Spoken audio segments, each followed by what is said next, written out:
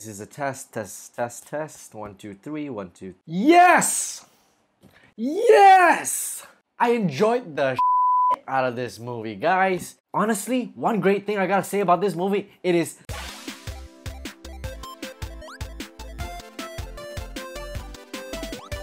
I really enjoyed this movie. I just came back from the theaters and I just had to come back, click record, and talk about this movie immediately. M Night Shyamalan. Shyamalan.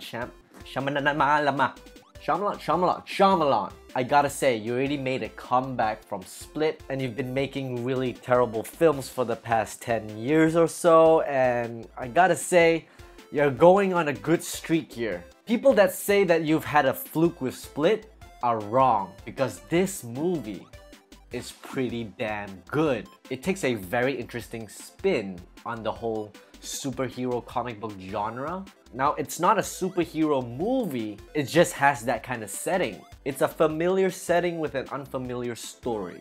I thought this story was pretty unique and interesting. It gave us different dynamics of heroes, villains, and people affected by these people. People affected by these people? What? On with the show.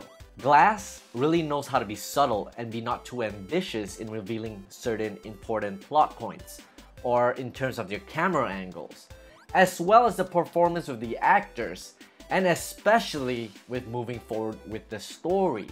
Now, I really appreciate this when movies are very subtle with itself. It makes me as an audience look out for certain things within the scene, and it makes me pay more attention to the actors, to the story, to the score, to everything brought onto the screen. It really makes a hell lot of difference, guys. Personally, I think this is the most well-shot movie directed by M Night Shyamalan. What the hell does the M stand for? I'm gonna say it's Michael.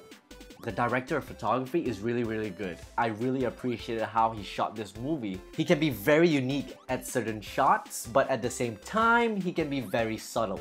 Hats off to you! With that in mind, I think the art director and the art direction in this movie is pretty on point. Once again, I think the aspect of this movie is pretty well balanced as well. They can make bold and creative decisions by making the entire setting pink, but at the same time, they can make certain sets feel very grounded and realistic.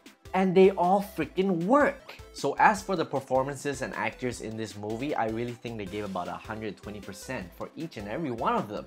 Except for Bruce Willis. Now I understand that Bruce Willis is getting old and tired, but it kinda shows in his face here.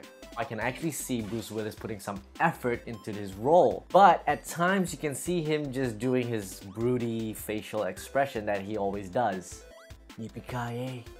Now, I'm not saying it's a bad thing and it ruins the entire movie. No, far from it. It's just that I would like to see a little bit more range from Bruce Willis, because I know he can actually act very good. I've seen him act pretty well in Wes Anderson movies, so I know he's capable of acting pretty good. Professor X, James McAvoy. This guy. Wow. Now, when I watched Split, he had amazing acting. He had an amazing performance throughout the entire film. But when I watched Glass, man, did he rock it! His performance was actually better than the one in Split. M Night Shyamalan and the director of photography actually played along with James's talent because he's just that good. So what they did was they blocked the camera off to James's face and they would slowly pan the camera to the supporting actor, and by the time it comes back to James, he would be in another character. This is a great example of what I meant, that the camera angles were very subtle and effective, which amplified the movie even more, in my opinion. There will also be times where the camera does not even cut away when James is transitioning from character to character. This is really great because it showed James's acting range in just one shot. Samuel L. Jackson, mother. I thought Samuel L. Jackson really played the character very well, but this time, this character is a bit of a shell of his former self. But at the same time, very menacing and cunning as well. And Samuel really played this aspect very well, in my opinion. I really appreciated that because you saw two different aspects of the same character. Hells yeah! I gotta say, Sam, keep it up, mother. I'm sorry, Mom, it's for Sam. But aside from all the main characters, I thought all the other supporting actors were actually believable as people. They didn't overstay their welcome, and the movie explored the emotions behind these people and how the main characters affect them as well. Glass feels very poetic, and it is poetic. It really dwelled into the whole psyche between heroes and villains. Think about it, our entire movie was based in a psychiatric ward. That was pretty damn cool. And I really don't mind to see the movie just grounded in one location most of the time. It really made us focus onto the characters rather than seeing do cool stuff in epic locations and sets. Glass really made us look at villains in a whole new light. Now, it is very easy for us people to resonate with heroes, but this movie actually made us resonate with the villains itself. I cared so much about these villains, if not even more than the hero of the movie.